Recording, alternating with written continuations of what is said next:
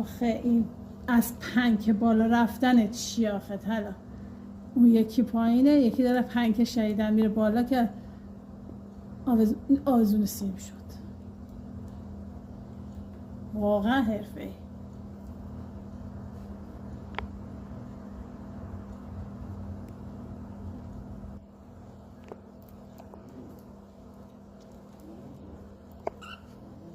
آکروبات باز معروف آقا طلا.